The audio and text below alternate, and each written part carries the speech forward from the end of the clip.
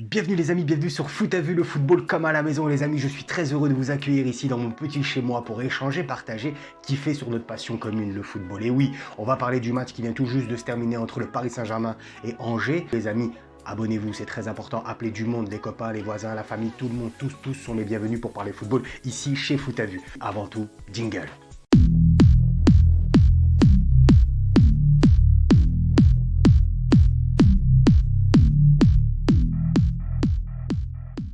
Grosse intensité mise par le Paris Saint-Germain en début de rencontre. On a vu les 20 premières minutes où le Paris Saint-Germain avait une nette possession du ballon, maîtrisait son sujet, mais malheureusement, dominer n'est pas gagné. Et on a vu une équipe du Paris Saint-Germain très timide, vraiment. Ça a été une équipe qui jouait à la baballe, qui jouait face à des Angevins très en bloc, qui jouait très défensif, mais quand même très compacte. Vraiment une équipe qui était solide et très très collectif. J'ai trouvé vraiment une défense angevine très à la hauteur de l'événement. Ils ont attendu les Parisiens pour essayer de jouer un maximum les contres. Paris en a profité vraiment 20 minutes où Paris Saint-Germain a joué au ballon, a essayé de faire tourner, mais il n'y avait pas de solution.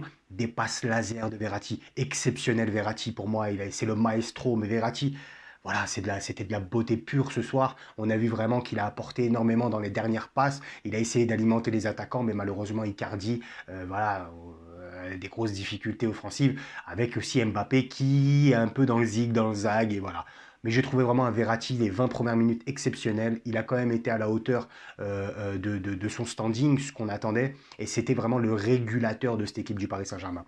En face, on a vu une équipe d'Angers très compacte, très solide, très défensive, mais une défense intelligente. Ça se jouait sur la rapidité des contre-attaques. On a essayé de trouver les attaquants angevins très rapidement. On a essayé de sauter les lignes. Une défense très très difficile à voir. Kerrer, Diallo, Dagba, vraiment très très compliqué. Ça a été encore une fois une défense vraiment très dure à observer. On a vu vraiment des latéraux, les deux pistons, Dagba et Diallo, qui n'est pas à son poste, vraiment peiné. On avait vraiment des joueurs qui n'ont pas vraiment cette envie, cet impact. Après la 20e minute, ça a été pour moi un néant total. J'ai vu une équipe du Paris Saint-Germain s'engouffrer, peut-être en perte de rythme. Angers avait mis tout ce qu'il fallait pour contrer un maximum le Paris Saint-Germain. Et voilà, Angers a marqué. Et oui, donc à un moment donné, c'était prévisible. Et, quand on voyait que les solutions, il n'y avait aucune solution. Ce soir, j'ai envie de mettre la faute vraiment sur le choix et le système de jeu de Pochettino. Ça a été vraiment un système de jeu où il jouait en l'occurrence avec deux latéraux très hauts, donc les deux pistons sur les côtés qui doivent être normalement très hauts, mais qui doivent apporter offensivement. On a vu une équipe où les latéraux étaient systématiquement hauts, mais revenaient systématiquement avec le ballon. C'est-à-dire que on voyait un Dagba souvent monter, c'est très bien, mais le problème c'est que quand il a le ballon, eh ben, au lieu de jouer vers l'avant, il rentrait systématiquement vers l'arrière. Donc il cherchait un Danilo ou il cherchait un Kerrer. Il n'était pas productif vers l'avant. D'ailleurs, on l'a vu, à un moment donné, Pochettino a changé son système de jeu. Eh ben, il a changé les deux pistons, les deux latéraux, en sortant Diallo sur le côté gauche pour mettre Bernat et en sortant Dagba sur le côté droit pour mettre Hakimi, pour apporter vraiment cet apport offensif. Parce que c'était très bien ce qu'ils faisaient Dagba et Diallo. Mais le problème, c'est très bien quand tu mènes, mais pas quand tu es mené au score et que quand tu dois aller chercher un résultat.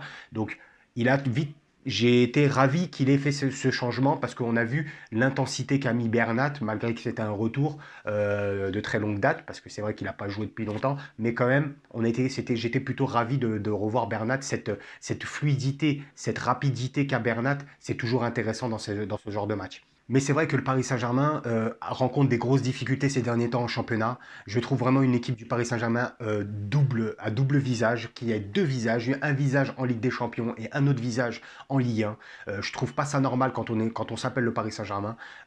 Si vous regardez bien le début de saison du Paris Saint-Germain, c'est systématiquement des matchs couperés, c'est systématiquement des matchs où ils doivent aller récupérer le résultat à la toute dernière seconde. On l'a vu face à Lyon, on voit la défaite face à Rennes, on voit ce soir, aujourd'hui, où c'est un fait de jeu, penalty, pas penalty. Moi, je suis persuadé que ça peut se siffler comme ça ne peut pas se siffler. Parce que j'ai déjà vu pire et voilà. Mais ça a été sifflé, tant mieux pour les supporters parisiens. Très dommage pour les supporters angevins, mais bon, c'est la loi du football et maintenant la VAR est un acteur fondamental dans le football et il faut l'accepter. J'ai trouvé un Kylian Mbappé très très dynamique, mais qui a toujours encore quelques déchets, qui a toujours encore un manque de lucidité et de fluidité dans la dernière passe. Il a systématiquement envie de dribbler, systématiquement envie de sortir de l'ordinaire. Il a envie d'apporter cette individualité qui permettrait de le sortir du lot. Mais malheureusement, dans ce genre de match, des fois le collectif est très important. On a vu vraiment une équipe angevine essayer d'un maximum bloquer l'axe, bloquer les accès à Mbappé, c'est-à-dire qu'ils ont été vraiment, ils ont cadenassé le milieu de terrain et ça permettait de jouer, que Paris Saint-Germain avait que la possibilité de jouer sur les côtés. Mais étant donné que Dagba et Diallo ne faisaient pas l'affaire, donc Angers a misé sur les couloirs. Il n'y avait aucun apport offensif. Quand Dagba avait le ballon, on voit normalement un apport qui doit être apporté par le milieu à Rafinha. Voilà, Rafinha n'a pas été là dans la profondeur. Il faut lui apporter cette solution offensive. Et il ne faut pas rester près de lui. Sinon, à un moment donné, ça ne crée aucune débouchée. Et surtout, quand on a en face une équipe angevine très compacte, très serrée, très disciplinée et surtout très concentrée, eh ben, les opportunités d'aller vers le but sont très minimes. On a vu un Rafinha qui n'était pas en concordance avec Dagba. On a vu aussi l'autre côté un Mbappé qui ne savait pas trop où se placer, si c'était plus à gauche, si c'était plus à droite. Il essayait de se chercher, voilà, à gauche, à droite. Mais bon, la finalité a fait que j'espère qu'il ne va pas s'en tenir à ce penalty marqué, mais surtout qu'il va se réfléchir et se dire où est-ce qu'il doit améliorer. Il doit vraiment s'améliorer sur la dernière passe, il doit vraiment s'améliorer au niveau de la création de jeu collectif et non pas la création de jeu individuelle. Néanmoins, vraiment un côté positif, c'est que voilà, on a vu quand même un Mbappé passeur, buteur, c'est quand même très très positif pour lui, qui reste toujours sur cette régularité, même si dans le jeu on le trouve assez, je le trouve personnellement assez voilà, c'est assez brouillon. Voilà, le terme est assez brouillon. Parce que des fois, il fait des choses qui, à un moment donné, vous avez pu constater qu'il a voulu faire un petit peu à la Neymar, un petit levé comme ça pour essayer de lober. Il l'a totalement raté. Mais bon, il est productif parce qu'à la fin, il fait une passe D, il marque le penalty. Et c'est ce qu'on retient. Malgré que lui, je pense que si je serais lui et si je serais parmi ses entourages, je lui dirais quand même de se concentrer vraiment sur travailler ses phases de jeu, travailler ces choses permettant de le faire encore monter un maximum, mais j'en doute pas qu'il va travailler tout ça et qu'il sera vraiment sur le toit du monde avec un ballon d'or dans sa carrière, bien évidemment, parce que voilà, il est encore en pleine marge de progression Mbappé et il faut pas tout de suite, il a encore beaucoup à prouver pour lui et il a encore beaucoup à montrer pour nous. Quand le Paris Saint-Germain a le ballon, je trouve vraiment, vraiment, je sais pas vous, mais aucune fluidité, aucun espace, il n'y a aucun appel de balle, il n'y a pas de mouvement, il n'y a pas ce qu'on apprend vraiment, vraiment le b.a.-ba, le basique du football, c'est-à-dire se porter disponible, essayer de se trouver entre les lignes. Et on ne le voit pas, il n'y a pas ça à Paris, c'est vraiment très dommageable. Je ne sais pas quels sont les systèmes de jeu que met en place Pochettino aux entraînements, mais je peux vous dire que c'est très pauvre au niveau de la création, au niveau de l'implication aussi des milieux aussi qui sont pas vraiment là, pas vraiment présents, pas créatifs. Voilà, j'ai trouvé une équipe du Paris Saint-Germain très minime, pauvre dans le jeu, vraiment, qui a fait 20 premières minutes vraiment assez intéressantes, mais qui au fond n'a pas fourni vraiment quelque chose de très positif. On peut éventuellement retenir vraiment le score, mais voilà, ça sera pas vraiment un match qui restera dans les annales parce que j'ai trouvé vraiment une équipe angevine très méritante et c'est très dommageable qu'Angers n'est pas parti au moins avec un point du Parc des Princes parce que c'était fort mérité tout au long du match. Ils ont vraiment mis l'intensité, la concentration et le collectif pour pouvoir essayer d'au moins prendre un point ici au Parc des Princes. Mais encore une fois, on trouve vraiment une équipe du Paris Saint-Germain vraiment et j'ai vraiment envie de mettre l'accent là-dessus. Si à l'occasion ils me regardent et j'aimerais vraiment leur dire que c'est pas très beau pour nous les amoureux du football d'observer deux équipes à chaque fois, c'est-à-dire deux équipes du Paris Saint-Germain qui se divisent, c'est-à-dire une équipe de Ligue 1 et une autre équipe de Ligue des Champions. Quand on voit l'intensité, l'impact, le superbe match qu'ils ont fait face à City, et quand on trouve un match voilà, très pauvre dans le jeu en Ligue 1, c'est très compliqué de suivre. Et c'est ça, en fait, cette irrégularité que propose le Paris Saint-Germain, c'est ce qui leur porte défaut, parce que c'est à un moment donné, c'est là où ils sont jugés. On sait que Paris est jugé sur la Ligue des Champions, mais on aimerait aussi que Paris soit jugé aussi sur la Ligue 1 et qui permet aussi de produire. Paris ne gagnera plus, je pense, vu comment il joue, ne gagnera plus des 5-0, des 4-0 comme il fut un temps avec Laurent Blanc, où c'était vraiment l'esprit, le collectif qui primait. Et là, maintenant, c'est que des matchs à coups près, à des individualités. On le voit aussi, ce qui m'a très déçu aussi, et je pense que vous aussi, vous avez pu le constater, c'est qu'il n'y a pas de structure dans les coups de pied arrêtés.